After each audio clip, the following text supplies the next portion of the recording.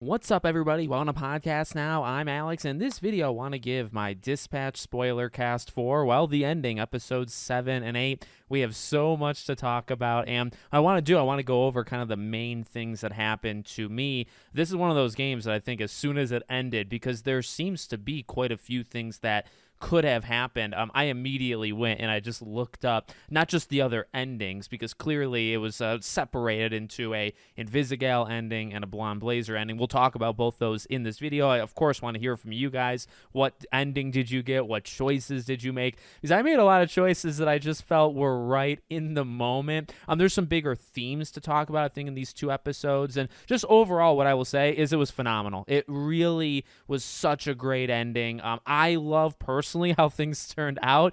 There is one thing I want to talk about in terms of kind of a big story negative. You guys can let me know if you feel the same way when we get there, but we got a lot to talk about, so let's just jump into this thing. So of course, it opens and we find out that Chase is not dead, right? So actually, I will say, tally number 1 for me. I was wrong on the, who's the mole. Turns out Invisigal wasn't a snitch in the way that we kind of thought, maybe there was some mole on the inside during the party scene, right, in episode 6. But turns out there were multiple layers, to Invisigal's trickery, some of which I'm not a huge fan of, some of which I am, so we'll talk about that in a second. But the Chase thing, I will say tally 1 for me. I didn't think he would die. Now, I did think he would die in general. I just didn't think he would die in the beginning, so I guess I was partially right. 0.5 for Alex. I liked that they kept him alive, and I guess maybe just taking his character and talking about what they did with him. I mean, the opening and just kind of showing us, what that relationship was like, because of course, remember, he's only like 40-something years old. It's just because he ran so much. And coincidentally, we actually find out that Robert made him run so much, just as a bonding thing. And I thought that was a beautiful, especially when it happened, because in that moment, you think he's either dead or he's going to die, right? Now, they save him. And now, of course, they do leave that a little bit open, because he can't wear the amulet or whatever you want to call it, Blonde Blazer's thing. He can't wear that forever, or she's not going to let him, and he probably wouldn't want to either. And so they have to figure out another way to keep him alive, because he's probably very, very close to death after what he did to save Invisigal. But I love that arc. I mean, that was a cool moment, because you really feel when you're fighting Shroud, and I was nailing every quick time event humanly. I missed a few. Okay, I'll be honest. I missed like 2 or 3. In fact, you guys can probably see the footage and see I maybe missed more. But when, it looks like it's all over, it's like, well, he sent some of them into freaking outer space. He knocked Blonde Blazer back. Like, there's nobody to save Robert, in the Mecha Man outfit. So when it kind of gets lined up, you're kind of thinking, all right, who's going to do? I kind of thought Invisigal maybe would plant another secret bomb, to be able to do something, but turns out it was Chase. And I thought that was a really cool reveal, because you know what? Kind of a layer on top of a layer. That's not something Shroud would have expected, right? And that I think does kind of play into some of the themes of his expectations of Robert, his expectations of Blonde Blazer, his expectations of the Z team, and the fact that they are a band of misfits and they're so unpredictable and they're so full of like F-ups, right? But because of that, you cannot predict, what they're going to do. And they play that off sometimes as a joke, but also I think very just like centered, emotionally centered, where that's kind of what makes them so special. It's just this group of fools, and they get along relatively well, and they come together to save the day, right? In terms of the very far out ending. So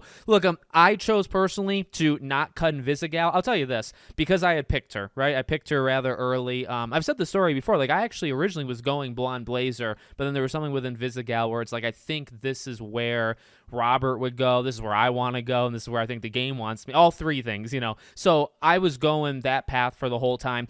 And I'll say this. I think a theme of episodes 7 and 8 was to kind of go with your gut. I was going to say to trust somebody that kind of everybody is telling you not to. And I'm not saying always do, like, that's not a life lesson, to be honest with you. Look, I can understand why several members of the Z team would be like, yeah, this is unacceptable. We have to do something.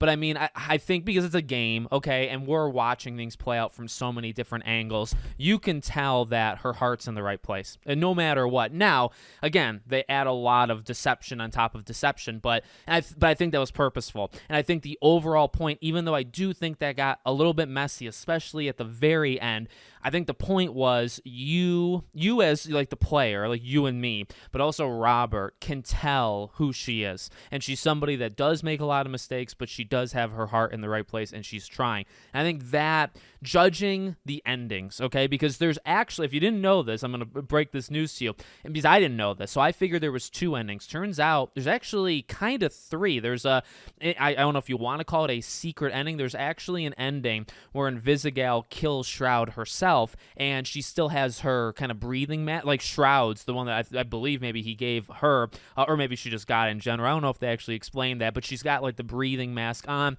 She takes Shroud's mask, and that's a very interesting ending, even like where it can go, ripple effects of the future, because she still winks at Robert and she throws him the device. So it's like, okay, she still hands him, what's eventually going to power Mecha Man again. She winks at him, so like she still cares, just a little bit, at least a little bit in that moment. But that's kind of, to me, that is the 3rd secret ending, because it's much shorter. You don't see her going into the ambulance or any of that stuff. It's just simply she.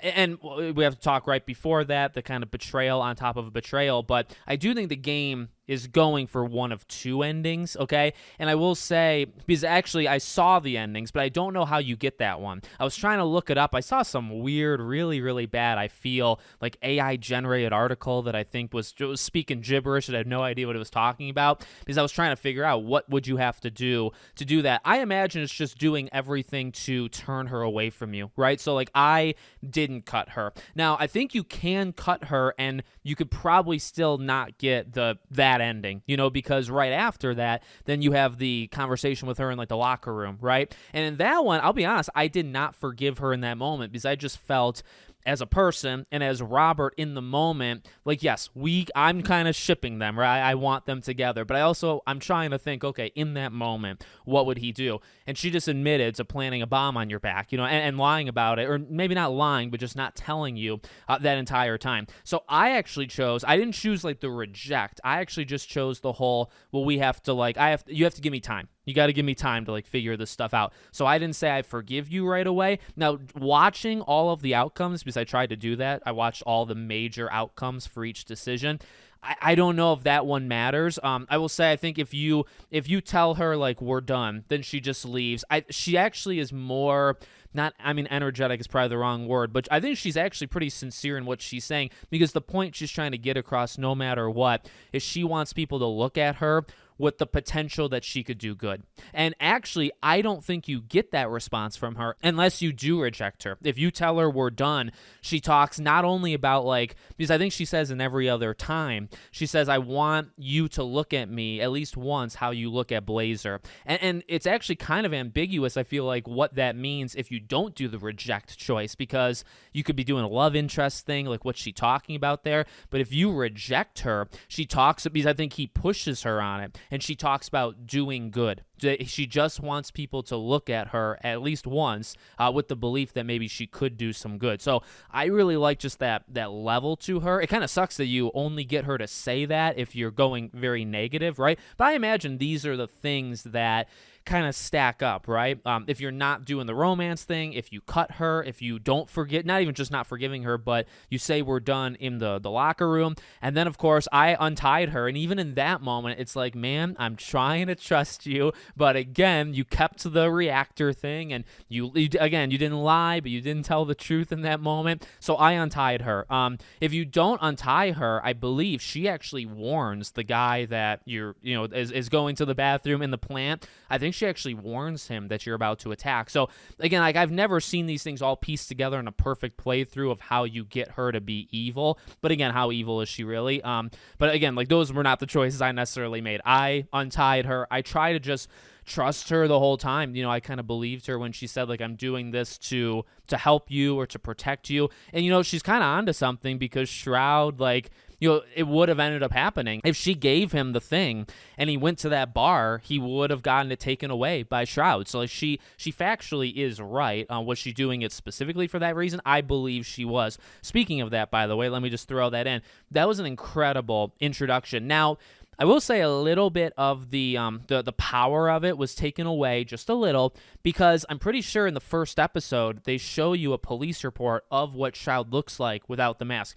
Could be wrong there, but I know 100% true that I saw him somewhere on social media. Somebody posted a picture of something that was just his actual picture. So, when you see him, I thought, oh, that's Shroud. And then so I wasn't caught off guard. Now, I do think the way they built that scene, right, where he's kind of got this admiration for Blonde Blazer, and he doesn't like to look down on like one of the last true heroes. I love that. I think that's really kind of cool. And then obviously killing the bartender, right? Now, I guess if you know Matthew Mercer's voice, you could also put it, there's another element to it as well. If you know who plays him, if you can place his voice, you would also know it's him. But that was an incredible scene. I cut Sonar, so all these scenes that you're going to be seeing as I'm talking about it is Sonar. I like that. Coop, I think, is a very good character just in general. And also, I used her so often, in dispatching, which, by the way, oh my dear God, I did so bad. I think I did good in episode 7, but episode 8, I would have got fired. If I was Robert, I should have been let go because I failed so many things. I think it said I was only better than 20% of other people. So I was in the freaking lowest percentile of dispatching. Luckily, it doesn't really matter, except if you don't take out whoever it is, Sonar or Coop, right? In my case, it was Sonar. I only got him once. I think you have to take him out like 5 times in order to take him out. If you don't do that, you can't even choose to accept them back to your team. So at the very end of the game, they're arresting Sonar. The team wants him back, and then you can't even decide. Blonde Blazer actually decides that, oh, we'll leave him in prison. He'll think about what he's done, and then we'll take him out. If you take them out in the dispatching game, gameplay, you'll be able to choose yourself and free or send him to prison. So it does say Sonar will remember that. I guess he's gonna have a long memory because season 2 is gonna be a long time away. But so that was a thing that happened to me. That one, whatever. I mean, he betrayed me. Well, we did fire him. I understand that. But also, he had a moment, and both Coop and Sonar have moments when Blonde Blazer comes into the fight to calm them down, and they don't calm down. So you know what? Maybe they deserve a little jail time. And those fights were incredible. Again, like I played the Sonar one. I watched the Coop one. I actually feel like I like the Coop fight more. It's in the sky. Her powers are just really cool. She's got like the ability, she almost got this ability to manipulate things while also having like sharp objects being thrown. She's kind of like a dual threat. So I actually really do like that fight over Sonar, but either way, that was an incredible thing. Look, all of episode 8 was pretty much just like go, go, go, go, go. Episode 7 ends with the city starting to be blown up, and I love that. Blonde Blazer, I know I'm jumping around, but like every moment in this game was incredible. You got Blonde Blazer, you got several moments where she was awesome. She started really great, and she's awesome throughout the whole game, but she's more subdued. Like, they don't use her, I think, that much. Really, I would say, man, after episode 1 or 2, in the middle kind of section, it's more about building the Z team than it is building her. So she kind of takes steps back, but her rescuing you in the bar was just like, it was tense, but it also was like so heroic and so awesome. Even her saying like, her mentality of, well, I'm going to take out half of you, and I'm actually going to get taken out as well, but I'll take out half of you. She was probably bluffing about the reinforcements coming, right? So it's like, she had a lot of guts, and I like her that way. By the way, like, I think that probably elevates itself if you choose her as the relationship, but I really feel watching both endings, and I chose Invisigal, and even the conversation you have with her when you're just drinking on the car, I think she would be still like a really great friend. And again, she even gives you advice on what to do with Invisigal, right? She's like, treat her well, be good to her, all that stuff. She deserves, or at least her life won't be so like effing miserable and all that. So, she's got some comedy to her, but also I think she's just like a great friend. I really think she comes across, at least to me, she comes across more as a friend where she's happy with you and Invisigal, and she's even willing to give you some advice, versus, and again, I think picking her is also a valid option, but, so I love just the showing off of her powers. You get a little taste of that, against Shroud in the bar, and Shroud is so cool just anytime he's got the mask on. I think he's just super, super intimidating, but then, of course, you see Blonde Blazer's power and everybody's power at the end. Let me tell you, episode 8, phenomenal. Really, it was so, it was tense. A lot of things were happening, but the action was really great. Now, here's a couple things. I really only have two negatives. I would say, one, a lot of the fighting against Shroud in particular in the spider mech thing, it cut. Like, and episodic games have ways of cutting, right? Because sometimes if you do something, it'll have to cut one way. If you do something else, you'll have to cut another. And sometimes it very much, I think, shows you which one is not the right one to do, right? There might be a really weird edit, and you'll say, oh, that was the wrong, like maybe you messed up, in the gameplay.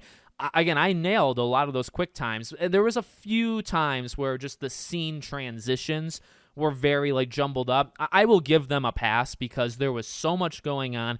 There was so much fighting. I mean, it would jump between you, Mecha Man, against Shroud, Blonde Blazers coming in there. Everybody's fighting. All of the rest of the Z team is fighting 50 people.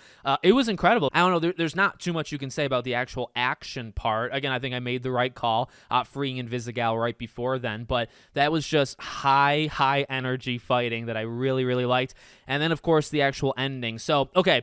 Let's talk about, I think, the one, probably the worst thing that they did, maybe in the entire game, definitely in these two episodes. So here's how I interpreted it right away, and then here's what I actually think they were going for. So it's revealed that Invisigal is a double agent again. So she plants the bomb on you, right? But then when Shroud kind of has the upper hand, he's got your dog, you have to go up there, right, make the deal.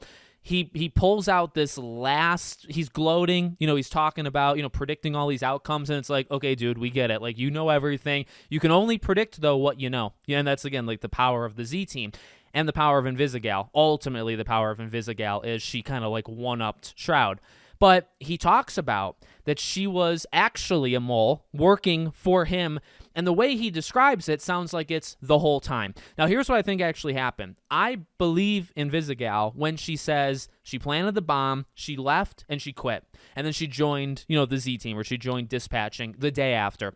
I believe that. I think my initial thought was Shroud was doubling down on that mistrust. And I do think that's a Shroud thing to do, right? Because he's trying to do something that's going to gain a reaction from you. He's going to do something that is, again, predictable. Your response is going to be predictable. And I feel like that's an extra layer that I hope is the thing that they were going for, because I have seen people online saying, well, he might have meant that, because it actually makes sense that he meant this instead. He might have meant, well, don't forget she did the bomb, but then also after he takes it from her at the end of episode 6, right, and Chase saves her, that she is actually working from him from that point forward. Now, if that's true, if that's what he was saying, I'm not a big fan, because I feel like just the planting the bomb thing, I don't want to say that word, by the way, because of YouTube purposes. I don't want to say it that often in this video. So, that action, let's say, the thing against Mecha Man in the beginning, I think that was enough. I think that was enough to establish, yeah, she's untrustworthy. Yeah, she's got her ups and downs, but where does her heart lie? And I don't think you needed another, a deception thing on top of it. And that's just where, and by the way, it was so quick you couldn't even react to it. At least that's how I felt. I felt when he was saying that, because so much was happening, and you knew you were going to have to make a decision that, your best friend, your dog, was about to be, whatever by Shroud. And it's so you're worried about 10 different things, and then he pulls out that she's a double agent again. She's been working with him, and it's all right, well, I don't think I believe that. And then I guess there's another layer where it's well, maybe he thought she was, from the end of episode 6, let's say, right, when she had the device. But it's okay, well, why would Shroud be so shocked when Robert didn't have it in the bar, and he was oh, because he really thought he had it, and then he said, oh, Invisigal duped you too, she actually duped me. Maybe, I don't know, but everything seemed like it was part of his plan. I guess as the game went, everything was part of his plan. So maybe he knew that was going to happen, and maybe he faked it. He faked the dialogue because he knew eventually she would reveal herself. I don't know. The more I think about it, the more actually I think confusing to me it's getting. My headcanon is he was just doubling down on the Mecha Man thing in the beginning. He could have been talking that she legitimately, from episode 6 on, I would hate to think that she was the entire time, because I don't think that's realistic. I think I think the idea was she actually was legit. She actually did quit his side. She was trying to do good, but of course, she was hiding that secret, and it was making her very insecure, for so long. And then, okay, she reveals it, all that jazz. And that was after, you could cut her or not cut her. So she reveals that, and in that moment, could there have been this thing where Shroud thinks she's working for him, but she's actually not working for him? Because ultimately her deception and her unpredictability was the thing that got him, right? Like it was, and she gets shot. Obviously, we haven't even talked about that part yet. Like that, as soon as he takes the shot, it's like, all right, you're not going to kill Robert, and you're not going to kill him right here. So I was thinking, I did predict in that moment she's going to take the bullet. Now, I thought she would die, and I was going to get very, very sad if she died. So I'm very glad it just like hit her shoulder and was no big deal at the end of the day.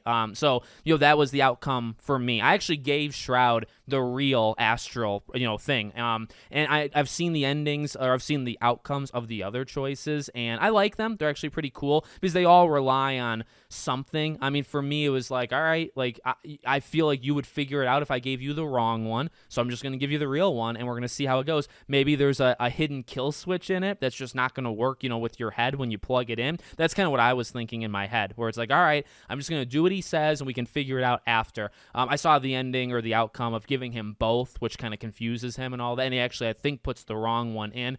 So, there's different ways of handling that. But, yeah, that to me, I mean, that was all awesome, and that was, again, high intensity because you just got done fighting for like half an hour. You actually think that fight's over like 3-4 different times, right? And then it's really not. And then there's your final outcome. Oh, and by the way, I did not take him out. I did not eliminate him, let's say. I think I was in the minority. I think it was like 80-20 that did take him out in my stats when I beat the game. But I actually really like how the stats did it because it told me that I was 20%. 20% spared him. But then it said there was an extra slide, and it said like 80% of people that told Chase that he wouldn't take Shroud out actually didn't take Shroud out. So I was in that 80%. So I think that's kind of where you're seeing the split of the game. The people that promised Chase, or didn't even promise, but talked about, okay, well, what is a hero? And what would you do to Shroud if you got the opportunity? The people that said they wouldn't take him out actually didn't take him out, and that kind of like lines up, and that's what I did. I said I wouldn't have done it, and that's what I was thinking in my head when that scene was playing out. It's like, all right, I want to believe Invisigal is still alive, and I know everyone's watching me. I think taking him out would send a really bad message, not just to the Z team, but to LA, so I just didn't want to do that, and so that was the choice that I made.